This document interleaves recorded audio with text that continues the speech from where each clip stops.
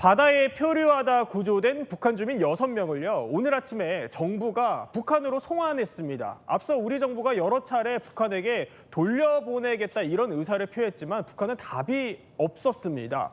그러면 어떻게 돌려보냈을까요? 일단 통일부 설명부터 들어보시죠.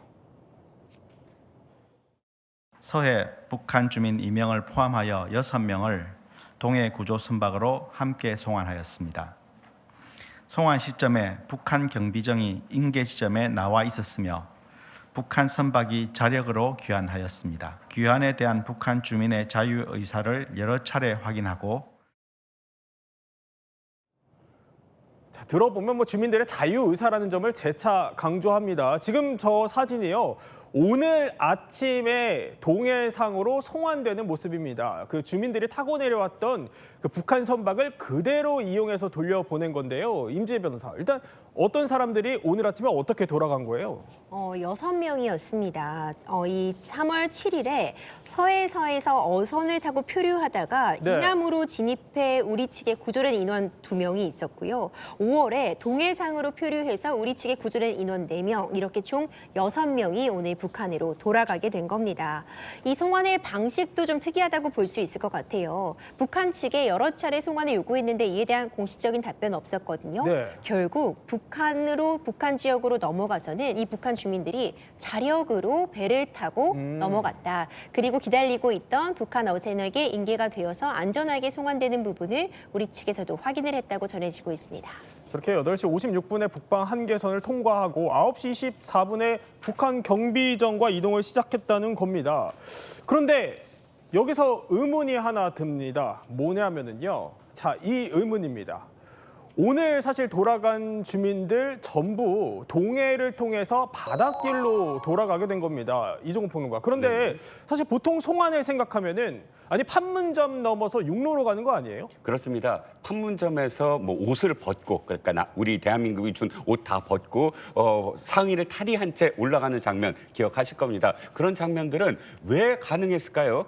양측이 다 협의를 통해서 육로로 보내겠다, 우린 받겠다 이렇게 서로 사인이 완벽하게 됐을 때만 가능합니다. 그런데 우리 쪽에서는 계속 지금 우리가 보내겠다라고 지금 소통을 원했는데 북한에서 한 번도 거기에 응하지 않은 거예요. 그래요? 그러다 보니까 지금 유엔사에서는 이게 지금 우리 쪽에서 보내더라도 돌발 상황이 어떻게 벌어질지 모른다. 확답을 하지 않았으므로 판문점은 불가능하다라고 판단한 겁니다. 그렇기 때문에 지금 동해를 통해서 보낼 수밖에 없었습니다.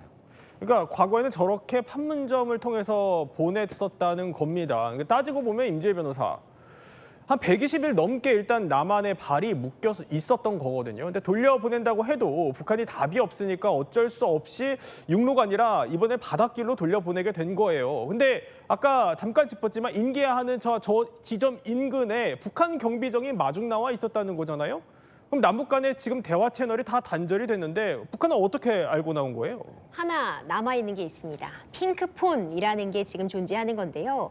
말씀 주셨던 것처럼 남북 간의 공식 대화 채널은 지난 2023년 4월부터 모두 단절이 되어 있습니다. 그래서 정부는 유엔군 사령부의 대북 진통 전화인 지금 보시는 이 핑크폰으로 네. 다시 유엔사와 북한군의 소통 창구만을 열어둔 그런 상태라고 보여지는데요. 이 핑크폰은요, 옛날 전화기예요. 지금 이미 2002년도에 설치됐으니까 20년이 훌쩍 넘었습니다. 요즘 가정집에서 볼 수 있는 전화기가 아니라 굉장히 오래된 모델의 그런 전화기인데 색상이 핑크색이라 핑크톤으로 불려지고 있습니다. 그렇군요. 이 핑크폰은 유엔군 사령부와 북한군을 연결하는 24시간 운영되는 직통 전화로 잘 운영되는지 매일 확인하기 위해서 2차례씩 연락을 주고받는다고 합니다. 네. 이 핑크폰을 통해서 사전에 어떤 정보에 대한 교류는 있었던 것으로 보입니다.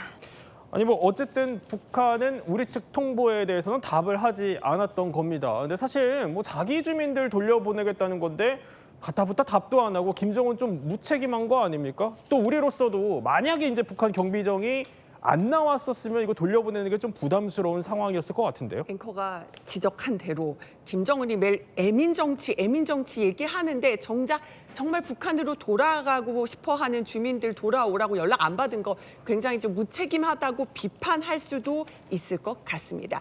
우리 정부도 이 송환, 북한이 답도 없는데 이렇게 송환하는데 혹시나 문제는 없는지 여러 가지를 검토도 했다고 하는데요.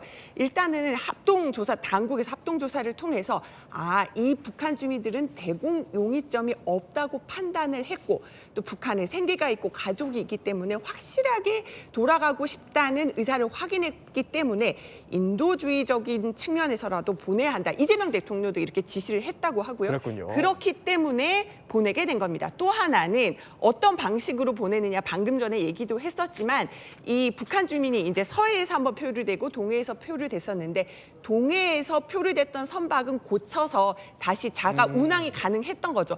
만약에 육로로 갔다면은 혹시 충돌 가능성이 있을까 고민이 되는데 다시 본인들이 타고 왔던 배를 타고 돌아가는 방법이면 좀 괜찮지 않겠냐 이런 고민까지 해서 돌려보낸 것으로 추대가 됐습니다. 어쨌든 북한이 답이 없다 보니 우리 정부도 이 발표 내용을 뜯어보면은 계속 자력으로 간다는 점을 상당히 강조한 것 같습니다.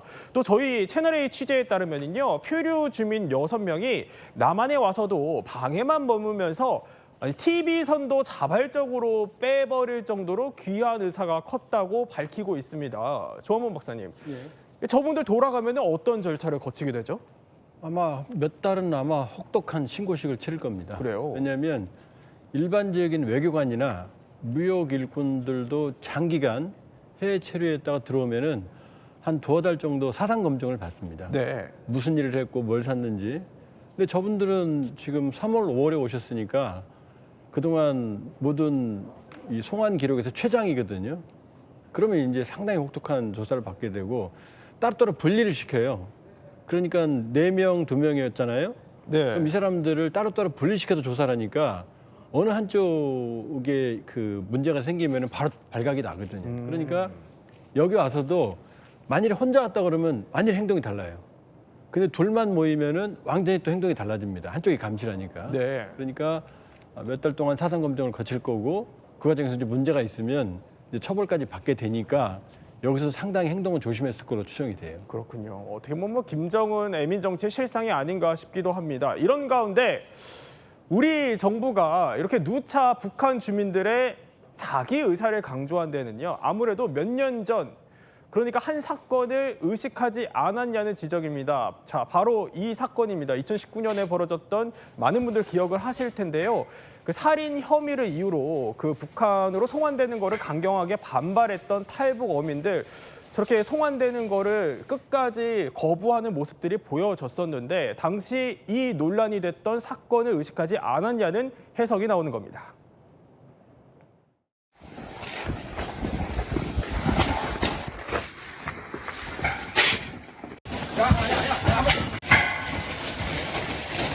기순유사의 진정성이 없다고 얘기하는 것은 그분들이 정무적 판단일 뿐이고 추후에 오시는 분들이나 또 여기에 사는 탈북민 사회에서 굉장히 좀 불안감을 가질 수밖에 없다. 근데 이번에는 그래도 북한이 즉답은 안 했어도 경비정이 마중을 나온 걸 보면, 또 그리고 앞서 북한이 대남 소음 방송도 멈췄었잖아요. 근데 이걸 보면은 좀 대화에 나서려는 시그널이다, 이렇게 볼 수도 있어요. 대화에 나오긴 나올 거예요. 근데 문제는 뭐냐면 김정은 정권이 통일 안 한다, 같은 민족 아닌다 그랬으니까 이제 남북 특수관계는 아니라는 거예요. 그 과거에 남북 특수관계일 때는 통일전선부, 조국평화통일위원회 이런 특수관계를 관리하는 부서가 있었거든요. 이걸 다 없앴거든요. 네. 그러면 지금은 적대적인 완전히 외국 관계거든요. 그럼 이제 앞으로 나온다면 이제 아마 외교 관계 수립을 할 거예요. 그러니까 외무성 같은 데가 나올 거나 아니면은 외무성과 유사한 기능을 하는 부서를 만들 텐데, 그럼 그동안은 왜 이렇게 응답을 안 했느냐? 지금 김정은 말 한마디만 빼고는 밑에 조치가 전혀 없어요. 실무 조직도 없고 관련 매뉴얼도 없고 절차도 없으니까 우리가 뭐라고 해서 저쪽에 답을 안 하고 있는, 할 수가 없는 거죠. 네. 그러니까 이번 사태를 계기로 지금 북한도 외교 형태로는 대화에 나올 가능성이 있다. 지금 뭔 반응을 하는 거거든요. 네. 그러니까 내부적으로 일반적인 국가 간에 준하는 조치들을 만들어 놓으면 제가 보기엔 대화 가능성은 있다. 근데 문제는 딜레마죠. 네. 남북 특수관계가 아닌 외교 관계로 지금 나올 거니까 이게 우리 헌법 정신에 또 위배가 되니까 이건 우려선 딜레마가 될 거예요. 그렇군요. 또 북한의 구체적인 반응이 또 나올지는 더 지켜보기로 하고요. 다음 이야기 준비했습니다.